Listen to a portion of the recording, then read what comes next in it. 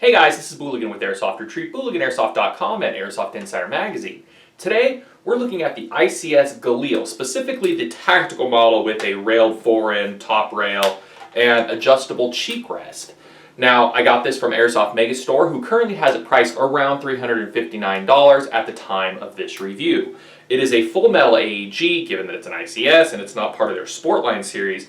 And before we go too deep into it, I want to tell you about the thing that bugs me the most on this gun.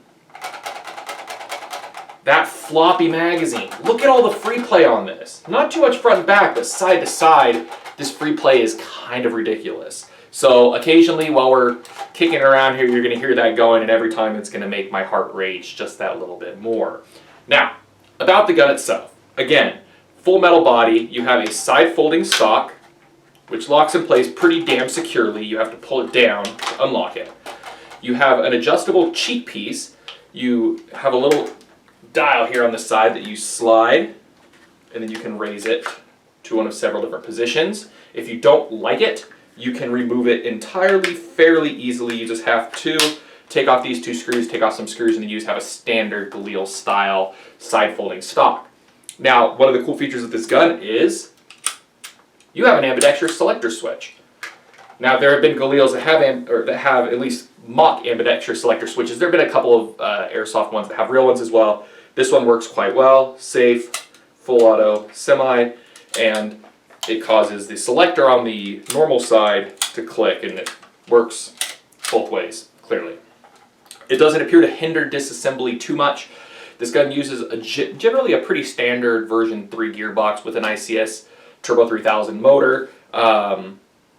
It's not a funky split gearbox design or anything like that. It's pretty basic. You got a ton of battery space in this. This tube is hollow all the way from the front to here.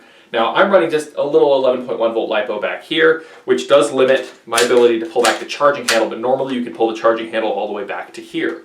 The rail is made of a polymer and is modular. You can rotate these screws on either side and then pop it forward and pop it off if you just want to run the lower. But you can run the lower independently of the upper. You can't run the upper independently of the lower, however.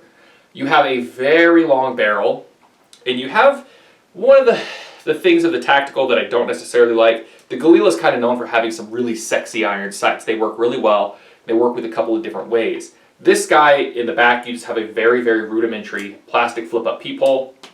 Does the job. On the front, you do have that sexy Galil style iron sight, which is adjustable for windage and elevation and has a flip-up. Supposed to be a night sight. It's not glow-in-the-dark or anything like that, but it's just a white post. You've got a good long sight radius, and the gun points and shoots very well. It is heavy. Weighs about 9 pounds, but the weight is fairly well balanced. The whole thing's heavy. It's not really heavy in one direction or another.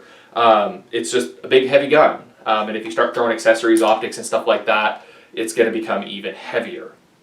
Now, performance-wise, the gun is shooting hot. Mine came in around 440 to 450 FPS with a .20 gram BB, which is fast. That's shooting way fast for a factory gun, especially an ICS, which don't tend to run that hot normally. I credit a lot of that to the good air seal components and the long inner barrel, which allows it to get up to speed pretty well. However, I don't like to run my guns that hot, so I will be most likely reducing the velocity of this to something a little bit more field appropriate for me. Now, your rate of fire will vary depending on the battery that you use, but with this Tenergy 11.1 volt,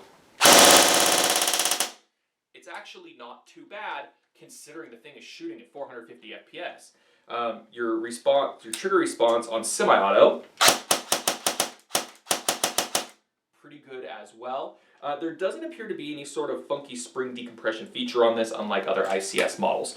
But just pop a couple shots off on semi when you're done, and you should be in luck. Now, one of the interesting things about this gun is most Airsoft Galils take a proprietary magazine. This one appears to be compatible with most standard AK magazines, which is a little bit of a non sequitur, of course, but if you want to run a mythical 7.62 by 39 Galil, they did make a couple of them, very few, but they do exist. You can do it pretty easily. So if you already have a bunch of AK mags, you're in luck, you can run them. Now you may get booed off the field, but like I said, just do a little bit of research and you'll see that there were actually a few 7.62 by 39 chambered Galils. And as you can see with an AK mag, much more solid, no rattle around, unfortunately, unlike the stock magazine, which seems like it could fall out at any moment, but I haven't had that problem. Overall, for about 360 bucks at the time of this review, you've got a full metal, basically fully ambidextrous, unique platform. It's not an AK, it's not an AR, it's kind of the best of both worlds. And it's from ICS, and they did a pretty good job putting this thing together.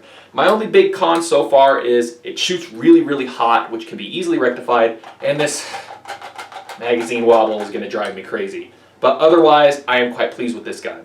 Now, this is just my overview. Be sure to check out Booligan Airsoft and Airsoft Retreat for my full written review on this gun in the coming days. And of course, as always, thanks for watching.